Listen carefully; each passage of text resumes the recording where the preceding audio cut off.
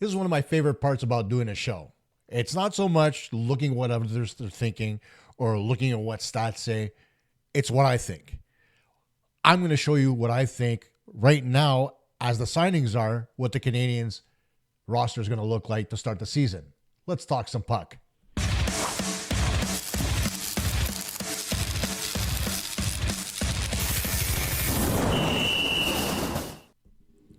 Hey gang, Kosta here with another edition of Puck Talk Montreal, and let's just get at it right away, shall we? Ta-da! This is the roster I think the Montreal Canadiens are going to want to put on the ice, assuming nothing changes when the season starts in October. Now, you can agree and disagree, and we'll go through the whole thing and why I'm mentally deranged. But at the end of the day, if I look at it, there's going to be some method behind my madness, okay? So let's just start right away with the forward lines. And if you take a look at the forward lines, the first line is pretty self-explanatory. You got Suzuki in the middle, along with Caufield and Juraj Slafkovsky. A lot of people are going to sit there and say, well, really, you should be putting Ivan Demidov on the first line. And I'm going to tell you this. Putting Demidov on the first line right off the cuff is going to be way too much pressure to put on the kid right away. Let him get settled. He had a couple of games in the regular season last year, 5 in the playoffs, looked good in all of them, created offense. He may have not gotten on the score sheet in every game, but he provided thrills and hope to the Montreal Canadiens fan base and to the organization. So why put too much pressure on him? We've seen other guys fold under pressure. Mike Ribeiro, Guillaume Latendresse, the list goes on and on. We know the Montreal Canadiens do things differently right now with Kent Hughes and Jeff Gorton at the helm, so let's leave things as they are, okay? The second line has Kirby Dach in the middle, and now granted, it's by default right now, along with Patrik Laine on the left and Ivan Demidov on the right. And the reason why I think that way is pretty simple. Demidov needs somebody who has similar talent to him. And I'm not saying that Patrik Laine is anywhere near as skilled as Demidov is, because he's not. But the one thing that he is a number one first round draft pick, and somebody who knows what the pressures are to perform at the NHL level. We know he's still getting over all of his personal issues, and he just got married, so his head is in a good place. And what better way to keep him engaged and caring than to be a mentor to a young player like Demidov? And of course, when you look at Kirby Dach, Dach may very well not be the second line center that we all want, but he's going to be the second line center when the season begins, for the simple reason that there's no other options right now on the Montreal Canadiens. Sure, they went out and they got Zach Balduc. He may very well be able to take a few faceoffs here and there. Yes, they went out and got Joe Veleno, but nobody has that skill set that Dach can bring to the table to complement a guy like Laine and Demidov. And keep in mind, Demidov may very well play some center as well on that line, given the fact that he's taken faceoffs in the KHL in the past. So it remains to be seen. Canadiens have some options there, but I think that line as a whole would be well structured and would benefit somebody like Demidov, especially given the fact that he's out there with Laine and Dach. Now, the third line, you're going to think I'm nuts. But the third line is Brendan Gallagher, Josh Anderson, and Alex Newhook. Now, these guys have shown that they have a propensity to play extremely well together. And this is what I'm thinking here. Number one, Alex Newhook can play center. We know he can. You don't necessarily have to have him on the wing. And by having him at center, it opens up space for Zach Balduc on the left-hand side. So that's number one. Number two, we know that Gallagher and Anderson play very well with each other. They feed off each other. They read each other's play very well. And so they could be beneficial as that third line. Whether or not Gallagher can keep up with a third line pace is another story. But I do not think that Brendan Gallagher deserves to be on the fourth line, nor do I think Josh Anderson does. But here's another thing about that line. The one thing about Newhook is that he's interchangeable. If Newhook struggles, nothing stops you from moving Jake Evans up to play in that 3 spot and having Joe Veleno play in the 4 spot at center down below. So there's options there. And then we're going to talk about that 4th line. I put Veleno on the left, Evans at center, Bolduc on the right. Bolduc plays both sides. He's played left and right wing before, so why not? Veleno has played left wing before, so why not? And of course, Jake Evans is a natural center. So why not put those guys together? And here's the thinking behind it. Bolduc is a strong forward, physical, and can contribute offensively.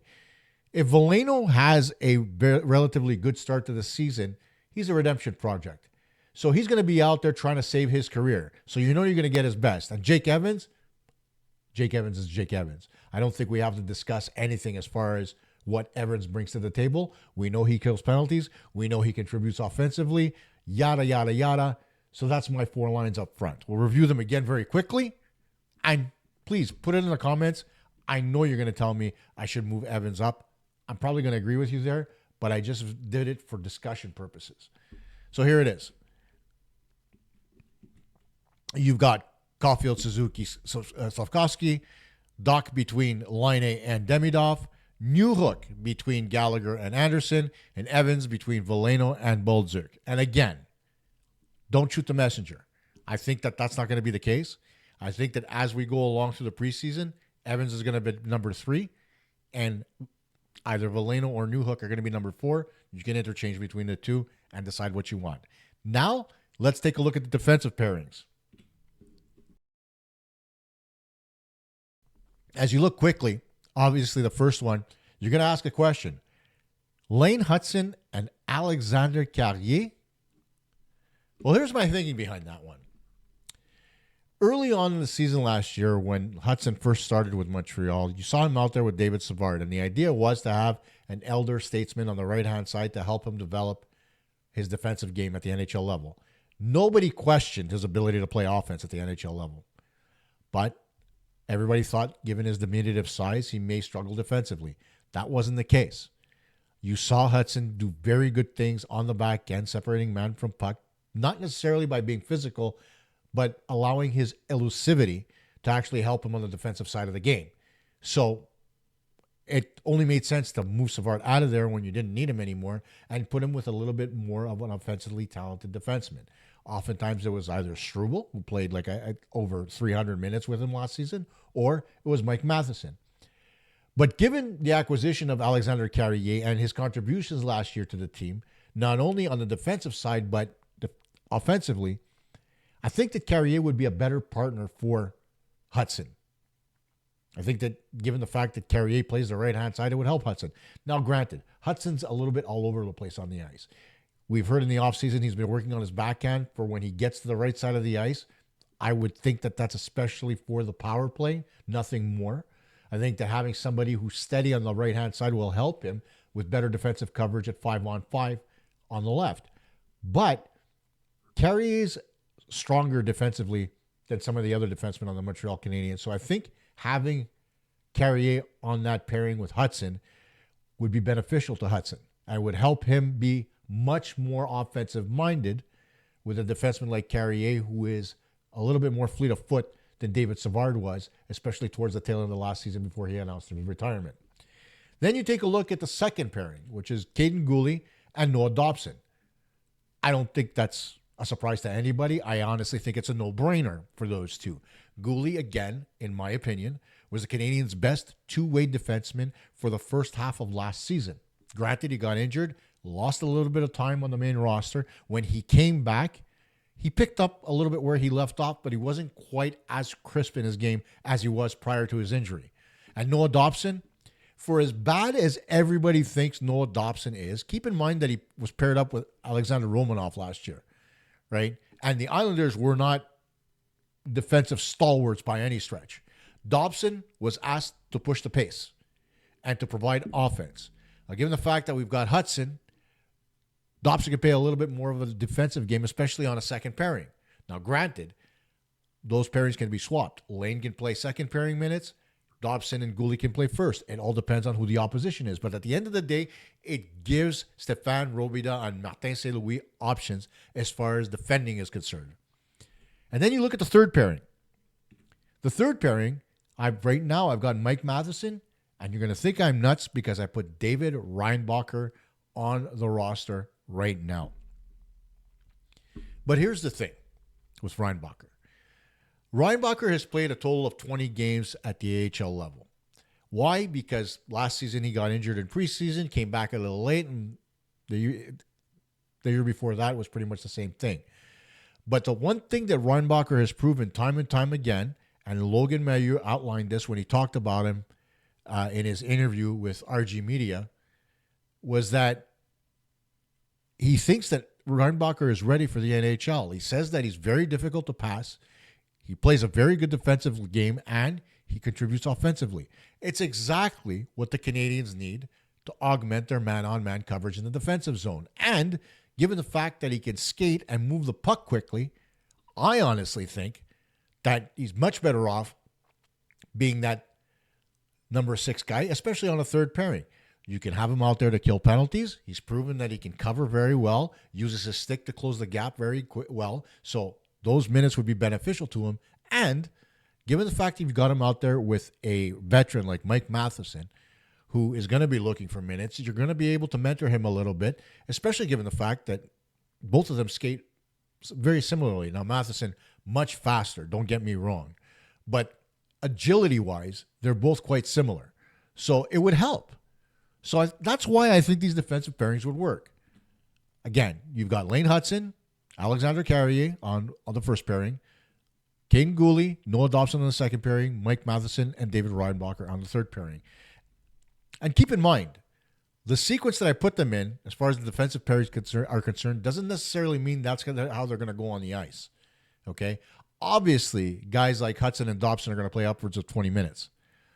I don't foresee that anymore with Mike Matheson, which may very well be a reason why he gets moved sooner rather than later.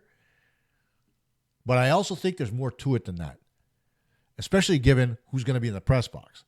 Now, if you take a look at who I think the extras are going to be on this team, number one, I said that Sammy Blais would be the extra forward on the Canadiens, as I outlined here at the bottom. But then you look at on defense, I've got Arbor Xhekaj and Jaden Struble. Now, here's the thing. They're 1A, 1B when it comes to the first call-up, right? First guy who gets into the lineup. Who's going to get there first? Is it going to be Struble, who's a little bit steadier on both sides of the puck? Or is it going to be Arbor Xhekaj, who's much more physical and can chuck the knuckles? Again, it all depends on the opponent. But it also depends on how the rest of the defensive core plays and if there's any injuries. If injuries don't play a factor on the Canadiens' defense, but we'll assume they will, there's no way those two guys get into the lineup often, right? They may swap out. A guy takes a therapy day, whatever the case is. But I think that Mike Matheson being moved would be beneficial to, as I mentioned in the last video when I talked about Struble, to gumming up the works as far as development's concerned. Again, mentioned it in previous shows, this is a huge season for Arbor Xhekaj. He needs to be on the ice to prove his worth to the Montreal Canadiens. If he can't get ice time to play, he's not going to show them what he's able to do. At which point, I think putting him on waivers and moving him down to the American Hockey League may very well be the only option. But for somebody like Xhekaj, a team would swoop in and grab him given his physicality and his ability to play and be physical and be able to fight. So what do? There's a logjam, and we know there is. That's the whole reason why I want Reinbacher in Montreal to start the season next year. I don't want to see Struble on the right-hand side. I really don't. I want him to play his strong side. I want him to show the Canadiens what he's really capable of doing. Playing him on his off wing, despite the fact that he can, isn't doing him any favors. So leave him on the left. Even if you platoon him, I don't care. But don't put him on the right unless you have to. Unless there's an injury. Please, don't do it. And then, of course, there's the question in goal, right? If you look at the question in goal, I've got Sam Montembeault and Jakub Dobeš at the NHL level. Of course, Montembeault being the starter, Dobeš being the backup.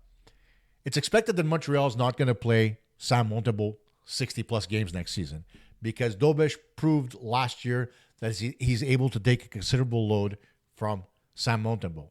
The Canadiens used him way too much down the stretch after the Four Nations face-off, and it hurt them going into the playoffs, including a groin injury to Montembeault in the first round. That's not to say that Dobeš played badly or that he doesn't give the Canadiens quality goaltending. But then you look at what they've got at the American Hockey League level, and you've got Kaapo Kähkönen, who, in case of injury, can come up and back up either Dobeš or Montembeault. So that's another plus for the Canadiens. And it allows you the freedom to be able to allow Jacob Fowler to continue to develop. Now, of course, you've got Quentin Miller, who's staying at Denver University.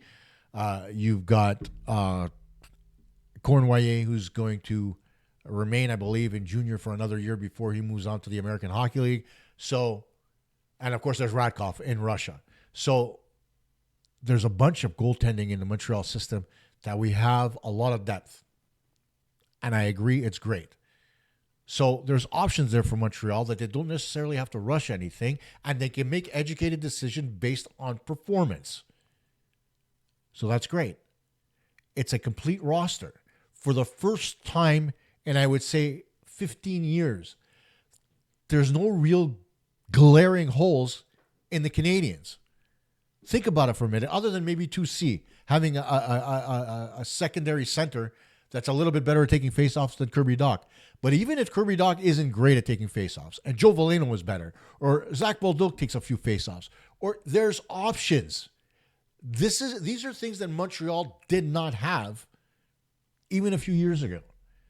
You know that Marc Bergevin left the Canadiens with a bare cupboard. And that's the reason why this restructuring and rebuild is so bloody important. It's not just at the National Hockey League level. It's not just at the AHL level. It's not even just at the ECHL level. It's the entire development model that needed to be fixed and corrected. The thought process, the incorporation of analytics, everything. So while you look at this roster and you comment on what I've put out there, I'm going to make a show sometime this week about the change in the Montreal Canadiens player development.